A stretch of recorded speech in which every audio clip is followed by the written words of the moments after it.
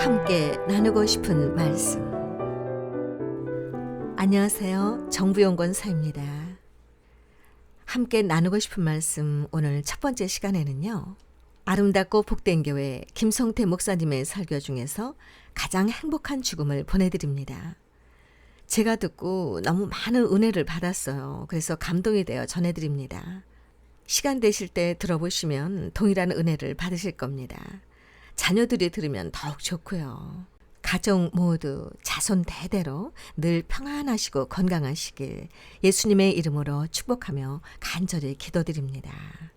아멘. 네, 오늘도 이 말씀을 우리에게 은혜 주실 줄로 믿습니다. 오늘은 야곱이 열조에게로 돌아가니라라는 제목으로 말씀을 증거하는데요. 또 부제로 가장 행복한 죽음이란 부제로 말씀을 증거합니다. 네, 오늘은 창세기에서 나온 이제 세 번째 족장 야곱이 하나님께로 돌아가는 장면입니다. 이제 야곱은 역사에서 퇴장합니다. 하나님께서 그에게 주신 사명을 다 감당하고 이 세상을 떠납니다. 그의 떠남의 마지막은 자손들에 대한 축복이었습니다. 축복은 이제까지 살펴본 대로 그들 각 사람의 분량대로 축복하였다고 성경은 말하고 있죠. 분량대로라는 말을 문자적으로 그냥 말하면 가장 적당한 축복이라는 뜻입니다. 각자가 받을 분량에 적당한 복이 있었습니다. 가만히 보면 그들이 아버지에게 어떻게 행하였는가, 이 아버지에게 행한 그 분량에 따라 축복도 정해져 있음을 알 수 있습니다. 쉽게 말하면 효자와 불효자는 그 축복이 같지 않았다는 것입니다. 장자든 차자든 막내든 순위의 관계가 없고 얼마나 아버지에게 충실했는가, 얼마나 효도했는가에 따라 축복의 정도가 달라졌다는 것입니다. 여러분, 이것이 주님께서 말씀하신 상급이 아닌가 이렇게 생각해 볼 수가 있습니다. 구원을 받는 것은 다 마찬가지입니다. 그러나 주님께 충성한 사람과 불충한 사람의 차이는 이 땅에서가 아니라 하늘나라에서 달라집니다. 달란트 비유도 마찬가지입니다. 맡겨주신 달란트에 열심을 다해 배를 남긴 사람들은 하나님께 큰 상급을 받고 땅에 감춘 사람은 큰 책망을 받았습니다. 바울은 역시 예수님께서 말씀하신 것과 같은 말을 고린도 교회에 한 적이 있습니다. 만일 누구든지 금이나 은이나 보석이나 나무나 풀이나 집으로 이 터 위에 세우면 각 사람의 공적이 나타날 텐데 그날이 공적을 밝히리니 이는 불로 나타내고 그 불이 각 사람의 공적이 어떠한 것을 시험할 것입니다. 만일 누구든지 그 위에 세운 공적이 그대로 있으면 상을 받고 누구든지 그 공적이 불타면 해를 받으리니 그러나 자신은 구원을 받되 불 가운데서 받은 것 같으니라. 여러분, 구원은 받지만 상급이 분명히 다르다는 거예요. 야곱은 하나님 앞에 축복권을 받았습니다. 이 자녀들에 대한 축복권은 단지 말만 있는 유언이 아니라 그 축복에 따라 역사가 그대로 이루어졌다는 거예요. 하나님께서 우리에게 축복권을 주셨고 또한 저주권도 주셨습니다. 그러니까 우리가 하는 이 말의 힘이라는 것이 대단하다라는 거예요. 축복하면 축복하는 대로, 저주하면 저주하는 대로 그대로 이루어진다는 거니까요. 그러니까 긍정적으로 생각하면 많이 축복받은 사람은 정말 축복을 많이 받습니다. 또 적은 축복을 받은 사람은 축복을 적게 받을 수밖에 없지요. 저주를 받은 사람은 어떨까요? 저주를 받는 거예요. 하지만 예수님의 말씀에 의하면 그 축복과 저주가 말한 사람과 받을 사람 사이에 잘못된 판단이었으면 부메랑으로 되돌아간다고 했죠. 다시 말해서 축복을 빌었는데 그 축복을 받을 그 사람이 복을 받지 못할 형편의 사람이라면 내가 빈 복은 그에게 가지 않고 다시 나에게로 돌아온다는 것이죠. 마찬가지입니다. 내가 어떤 사람을 저주했는데 그 사람이 저주받을 이유가 없이 정당한 사람이라면 저주한 그 사람, 자기에게로 다시 되돌아가는 것이죠. 그렇다면 우리가 이 원칙을 알았을 때 축복하는 사람들이 되시기를 바랍니다. 서로 축복을 많이 합시다. 서로 축복을 많이 받게 될 것입니다.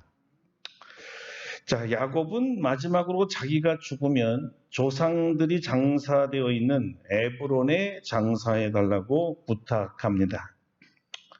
태어났을 때에도 부모에게서 태어났지만 죽을 때에는 더욱이 자기가 낳은 부모에게로 되돌아가고자 하는 귀향 본능이라는 게 있습니다. 조부모 아브라함과 사라가 장사되고 부모님 이삭과 리브가가 장사되며 아내 레아가 장사된 그곳에 자기도 묻어달라는 것이 야곱의 유언이었습니다. 자, 이 집안이 바라는 것이 무엇이었을까요? 조상들이 한결과 같이 깨달은 것은 이 세상은 야곱의 말에 따르면 나그네의 삶입니다. 잠시 머물다 가는 곳이지만 영원히 거해야 할 땅이 따로 있다는 것이었어요. 우리 영혼의 고향, 본향이라고 하죠. 우리 본향이 있습니다. 이 조상들은 하나같이 하나님이 계신 우리의 본향, 하나님이 계신 곳으로 다시 돌아가고 싶었던 것입니다. 그리고 다 하나님의 품으로 돌아갔습니다. 성도들의 영원한 안식처가 바로 하나님이 계신 하늘나라이기 때문입니다. 그곳에서 헤어졌던 가족들이 다 모이기를 원하는 거예요. 하나님 앞에서는 더 이상 별리가 없는 것이니까요. 더 이상 헤어짐이라는 것은 없습니다. 우리가 영원히 함께할 곳, 바로 우리 영혼의 본향, 하늘나라죠. 하나님이 계신 곳에 우리 할아버지가 계시고 우리 할머니가 계시고 우리 아버지도 계시고 우리 어머니도 계시고 우리 아내도 있고 내가 있고 우리 후손들, 자녀들이 있을 곳이지요. 이 바람이 신앙인들에게는 최고의 바람입니다. 우리 모든 가족들이 천국에 모여서 영원히 함께 사는 것 말이죠.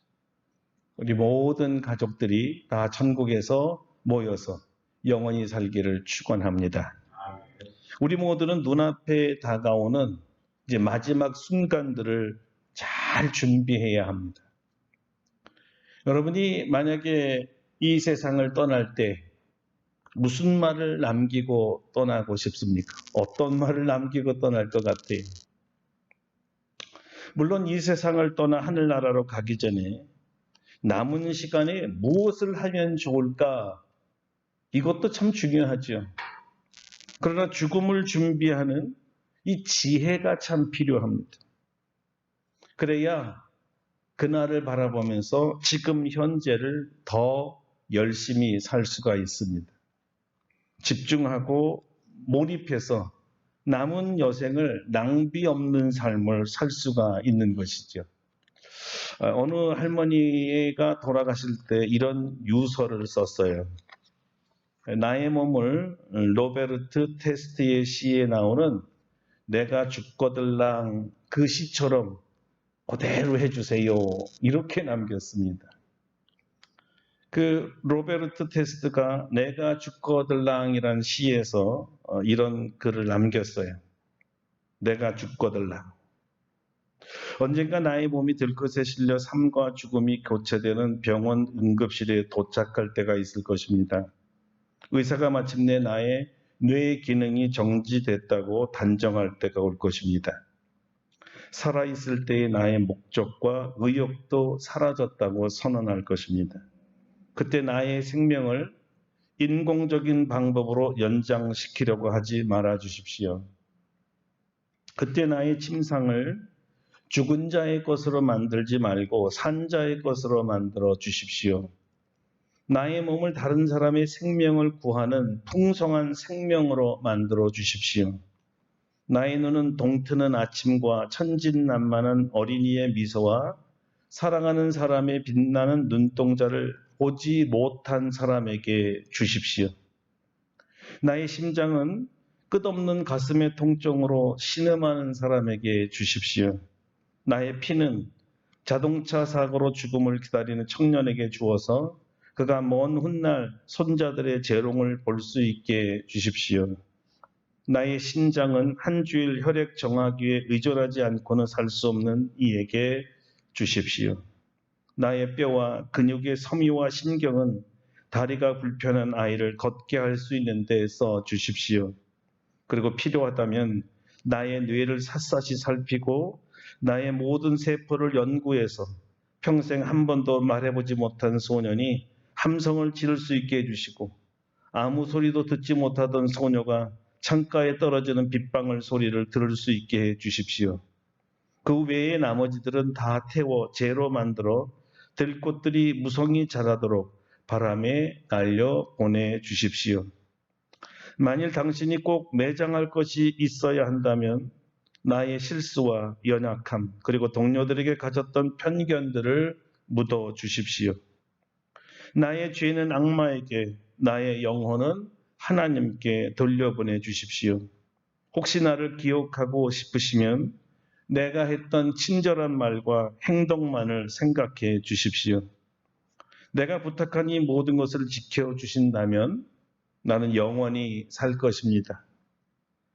작은 비석이나 패가 필요하다면 거기에 나의 별명 임마누엘 단 한마디를 새겨주세요. 사랑하는 내 가족들이여, 내가 시인이었다면 이 시를 똑같이 지었을 거예요. 사랑해요. 사랑합니다. 사랑해요. 천국에서도 기도할게요. 이 시는 유서는요 2003년 2월 17일 날 작성된 것인데요. 김화심이란 할머니의 유서였습니다. 자, 여러분은 숨을 거두기 전에 마지막 어떤 말을 하고 싶습니까? 어떤 말을 남기고 가고 싶으세요? 사랑합니다 일까요? 나 너희들에게 다 주고 간다 이렇게 말하고 싶습니까? 아니면 얘들아 천국에서 다시 만나자 이렇게 말하실 건가요? 다 좋은 말들이죠. 이 모든 말에 축복합니다. 사랑하는 모든 사람들에게 이 축복의 말을 꼭 남기고 가시기를 바랍니다. 될수록 많은 사람들에게 많은 축복을 남기길 바랍니다. 그들이 축복을 받을 것입니다. 우리에게 주신 축복권을 마지막까지 다 쓰고 가는 것이니까 얼마나 아름답습니까? 우리는 마지막까지 축복하는 사람으로 살다가 죽는 거예요. 자, 이렇게 야곱도 하나님과 조상에게로 돌아갔습니다. 이 세상에 오신 분들은 누구나 예외 없이 다 그 열조에게로 돌아갑니다. 우리도 같이요. 하나님 만나러 가야 되잖아요. 가기 전에 정리해야 할 것을 잘 정리해야 합니다. 역사를 뒤로 하고 천국에 올라갈 때 후회함이 없도록 하나님께서 우리에게 맡겨진 사명을 잘 감당했는지 점검하는 시간이 되기를 바랍니다. 만일 오늘 주님이 우리를 부르신다면, 아니면 다음 주에, 아니면 다음 달에, 아니면 내년에 우리를 부르신다면 우리는 무엇을 해야 될까요? 남은 시간을 정말 잘 아껴서 써야 할 것 같습니다. 왜냐하면 시간이라는 것은 다시 주워 담을 수 없는 물처럼 지나간 시간을 다시는 되돌릴 수 없기 때문에 뒤를 돌아보지 말고 앞을 바라보면서 남은 일을 잘 살펴야 되는 것이지요. 모두를 축복하면서 남은 시간을 마감할 수 있게 되기를 바랍니다. 여러분, 야곱의 이 죽음을 보면서요, 저는 한 가지 생각이 있었습니다. 참 야곱이라는 분은 행복한 죽음을 맞이했구나라는 생각이었습니다. 정말 죽음이 복됐어요. 자녀손들 다 불러놨습니다. 그리고 자기가 하고 싶은 말 다 하고 축복할 거 다 했습니다. 무슨 말일까요? 마음에 남은 말이 하나도 없이 다 풀고 갔다는 거죠. 그 얼마나 마음이 시원했을까요? 왜냐하면 죽을 때까지도 말하지 못하고 가슴에 품고 돌아가시는 분들이 의외로 많잖아요. 이런 분들은 그 얼굴이 평안하지 못한 채 눈을 감기 때문에 돌아가신 그 시신을 보면 그 얼굴에 수심이 가득 찬 채 그런 얼굴로 입관하게 됩니다. 복 있는 죽음처럼 보이지를 않아요. 후련하게 훌훌 털고 다 털어버리고 용서할 것 다 하고 또 용서받을 것 다 받고 화해의 기쁨으로 세상을 떠나는 것이 복이거든요. 자, 이런 분들은 돌아가실 때 그 얼굴이 환합니다. 아주 평안해 보여요. 주님 만나러 가는 마음이니까 얼마나 마음이 편안하고 후련하겠어요. 환하지요. 저는 수많은 제 장례 예식을 통해서 이런 것을 보게 되는데요. 사람이 죽을 때 그 순간에 아마 천국에 가신 주님을 잠깐 보는 것 같아요. 자기가 갈 곳을 보는 것 같습니다.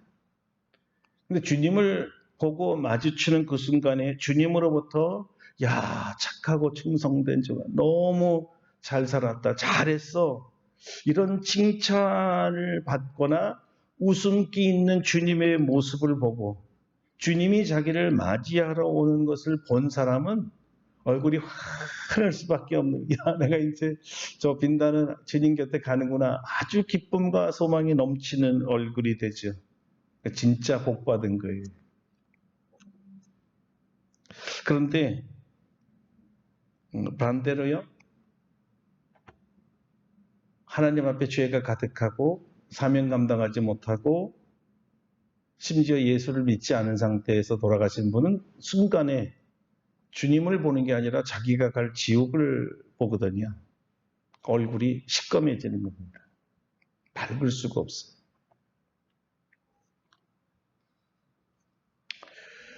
야곱은 그렇게 편안하게 간 거예요. 마지막 말을 다 축복하면서 갔으니까 정말 복되게 산 거예요. 죽음이 참 복됩니다. 그 사람은 복된 죽음이.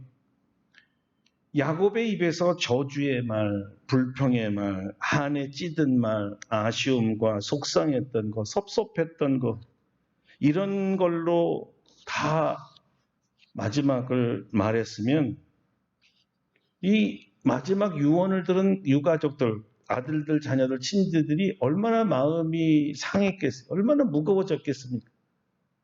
우리 돌아가시는 분에게 우리가 못했구나, 이렇게 한을 품게 했구나, 이게 마음이 굉장히 무거워지는 거죠. 그래서 갈 때는 자신이 줄 수 있는 최고의 축복의 말을 하고 가는 것이 복된 거예요. 그래야 자녀선들 모두가 밝아지고 감사하게 만들고 다시 천국에서 만날 때 반갑게 맞이하지 않을까요? 야곱은 참 지혜로운 사람이었기 때문에 자녀들 다 모아놓고 하나하나를 다 축복하며 가고 있어요. 우리가 이것을 배워야 된다 이 말이죠. 마지막을 깨끗하게 다 용서하고 내가 줄 수 있는 모든 복을 다 빌어주면서 축복하면서 가는 죽음이 참 멋진 죽음이고 행복한 죽음 아니겠습니까? 자, 그 다음으로 야곱의 죽음이 참 복되고 행복한 죽음이라고 생각되는 것은요. 마지막 유언을 하자마자 하나님께로 곧바로 돌아가 버렸어요. 오늘 본문 마지막 절입니다. 야곱이 아들에게 명하기를 마치고 그 발을 침상에 모으고 숨을 거두니 그의 백성에게로 돌아갔더라. 할렐루야. 굉장히 마지막이 중요하기 때문에 다 같이 한 번만 더 읽어보겠습니다. 야곱이 아들에게 명하기를 마치고 그 발을 침상에 모으고 숨을 거두니 그의 백성에게로 돌아갔더라. 저는 이거 읽으면서 야곱은 정말 복을 많이 받은 사람 맞구나. 어떻게 이런 복을 받았을까? 왜냐하면 이 마지막 절을 잘 보면요. 야곱이 죽을 때 어떤 고통의 모습이 보이지를 않고 있다는 겁니다. 여기 그 발을 침상에 모으다. 발을 가지러니 자기가 모았어요. 무슨 말이냐면 가장 편안한 상태에서 숨을 거뒀다는 뜻이거든요. 요즘 현대인들의 로망 중에 하나가요.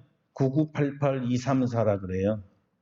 다 아시죠? 99세까지 팔팔하게 살다가 2, 3일 앓다 죽는다. 9988234. 그런데 야곱을 제가 보니까 이 말 그대로 인용하면 이랬어요. 147, 88234. 147세까지 팔팔하게 살다가 이 야곱이라는 사람은 2, 3일 앓은 것도 아니고 2, 3분 다리 모으고 숨을 거뒀다는 거죠. 이게 얼마나 큰 복입니까? 여러분 돌아가실 때에 고통스러워 하시는 분 얼마나 많아요. 너무 장기간 동안 고통 중에 있다가 연명시키고 또 연명시키고 정말 사람으로서 하지 못할 상황까지 많이 가요. 너무나 불쌍해요. 의식도 없어졌고 스스로 자기 의지를 가지고 할 수 있는 일이 아무것도 없는데도 그저 살아있다라는 이유만으로 살리는데 그게 참 보기가 좋지만은 않아요. 그래서 우리는 야곱처럼 가기를 원해요. 우리 가까운 여기 있는 분들, 죽음에 대한 공포를 갖고 있는 분들도 있잖아요. 안 아프고 죽었으면 좋겠다. 오늘 야곱처럼 하면 될 것 같아요. 야곱처럼 우리가 기도를 했어요. 우리들과 우리 부모님들이 다 이렇게 147, 88, 234. 그저 그냥 2, 3분 그냥 앓다가 다리 스스로 모으고 하나님 저 갑니다. 이렇게 스르르 하는 모습이 정말 로망 중에 로망이지요. 여러분 모두가 다 그렇게 아름다운 죽음을 맞이하기를 축원합니다. 잘 태어나는 거 굉장히 중요하죠. 그리고 이 땅에 살 때 잘 사는 것도 중요합니다. 그러나 잘 죽는 것이 가장 중요합니다. 마지막이 비참한 사람이 너무 많거든요. 하나님께 돌아갈 시간이 얼마 남지 않는 우리들은 지금부터 야곱처럼 복된 죽음, 행복한 죽음을 할 수 있게 해달라고 기도하셔야 돼요. 원한 지은 것 없이, 못다한 말 없이 축복의 말을 남기되 모든 자녀선들을 다 바라보면서 아픔과 고통 없이 가장 편안한 자세로 숨을 거두게 해달라고 말이죠. 현대 사회는 자손들도 한국에 없는 경우가 많아요. 돌아가신 것을 못 보는 자녀들이 태반입니다. 야곱처럼 이렇게 이방 땅에 있으면서도 모든 자녀손들을 다 볼 수 있었다는 것은 정말 복 아니겠어요? 한 사람도 아쉬움과 불효에 대한 마음이 없잖아요. 다 참석했거든요. 모든 가족들이 그리고 후손들이 자기가 지금 가고 있는 하나님의 나라에서 다시 만날 것을 확신하면서 야곱은 하나님께로 돌아갔습니다. 우리가 잘 죽는 것에 대한 복이 왜 복이어야 되냐면 우리가 빌어진 마지막 말대로 그들이 이 땅에서 다 복을 받고 우리의 본향에서 다 같이 만나자는 거죠. 이것이 가장 중요한 거죠. 우리 자녀들도 나아가는 곳에 다 올 수 있게 하나님 곁에서 다 만날 수 있도록 그렇게 확신하고 가는 죽음이 제일 복되지 않겠습니까? 함께 기도하겠습니다. 오늘은 바로 이 야곱의 죽음을 보면서 나도 그렇게 죽게 해주시고 우리 모든 가족들이 이렇게 편안하고 복된 죽음을 맞이하고 마지막에는 다 순서가 다르지만 천국에서 만나게 해달라고 우리 다 같이 통성으로 기도하도록 하겠습니다.